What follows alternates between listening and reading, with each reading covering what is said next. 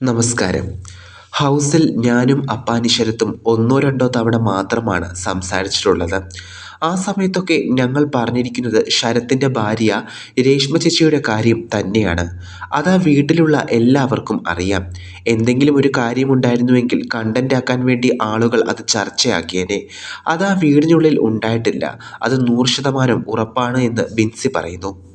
ഷാനവാസ്ക്ക personal വൈരാഗ്യത്തിൻ്റെ പുറത്തോ screen space കിട്ടാനോ ഒക്കെ വേണ്ടിയായിരിക്കും ഇതൊക്കെ ചെയ്തത്. അനുവായാലും അങ്ങനെ തന്നെയായിരിക്കും ചെയ്യുക.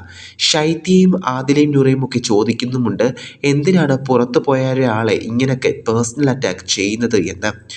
ഞാൻ പുറത്തായ ശേഷം അപ്പാനിയുടെ ഭാര്യ രേഷ്മ എന്നെ വിളിച്ചു. ഞാൻ 24 മണിക്കൂറും ലൈവ് കാണുന്ന ആളാണ്. ഇന്നുവരെ എനിക്കൊരു മോശം ഇതുവരെയും തോന്നിയിട്ടില്ല എന്നും അപ്പാനിയുടെ ഭാര്യ പറഞ്ഞു.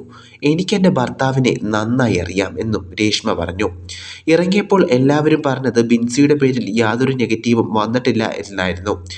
എന്നാൽ 2 ദിവസം കഴിഞ്ഞപ്പോഴാണ് ഇതേപോലത്തുള്ള കാര്യങ്ങൾ ഷാനവാസ്ക്ക കുത്തിപ്പൊക്കി കൊണ്ടുവരുന്നത് എന്നും ബിൻസി കൂട്ടിച്ചേർത്തു. ഷാനവാസ്ക്ക കണ്ടന്റിന് വേണ്ടി പറഞ്ഞത് എനിക്കത് എന്ത് ചെയ്യാൻ പറ്റും? ഞാനവിടെ ഉണ്ടായിരുന്ന സമയത്തായിരുന്നു പറഞ്ഞതെങ്കിൽ അതെനിക്ക് അപ്പരെ മറുപടി കൊടുത്ത് ഒതുക്കിയേനെ. ഞാനുള്ള സമയത്ത് അവിടെ ഒന്നും സംഭവിച്ചിട്ടില്ല. ഇറങ്ങിക്കഴിഞ്ഞപ്പോൾ ഷാനവാസ്ക്കയും അനുമോളും ഇടയ്ക്കെന്തോ പറയുന്നുണ്ടായിരുന്നു. കണ്ടന്റ് ദാരിദ്ര്യം ഉള്ളതുകൊണ്ടായിരിക്കും അവർ അത് പറഞ്ഞത്. പുറത്തിറങ്ങുന്നതിന് 3 ദിവസം മുൻപാണ് അക്ബർ അപ്പാനി കൂട്ടുകെട്ടിലേക്ക് ഞാൻ പോകുന്നത്. എന്നാലും അവരോടധികം കമ്പനി ആയിട്ടില്ലെന്നും ബിൻസി പറയുന്നു. ഹൗസിൽ എല്ലാവരോടും മിണ്ടുന്ന ആളാണ് ഞാൻ. അവിടെ പേഴ്സണൽ ഫേവറേറ്റ് ഇല്ല എനിക്ക്. അവിടെ ആർക്കും എന്നോട് ദേഷ്യം വെക്കേണ്ടതും എനിക്കും ദേഷ്യം കാണിക്കേണ്ട ഒരു സാഹചര്യവും ഉണ്ടായിട്ടില്ല. ലാസ്റ്റ് ദിവസം അപ്പാനിയുടെയും അക്ബറിൻ്റെയും അടുത്ത് പോയിരുന്ന് സംസാരിച്ചിരുന്നു. അന്ന് സരികച്ചിയും ബിനിയുമൊക്കെ അവിടെയുണ്ട്. അപ്പാനി ബിൻസി കൊച്ചേ എന്നൊക്കെ വിളിക്കുമോ എന്ന് സരിക ചേച്ചിയൊക്കെ പറഞ്ഞപ്പോൾ ഞാൻ തിരിച്ച് ചാച്ചനെ പോലെ എന്നാണ് പറഞ്ഞത്.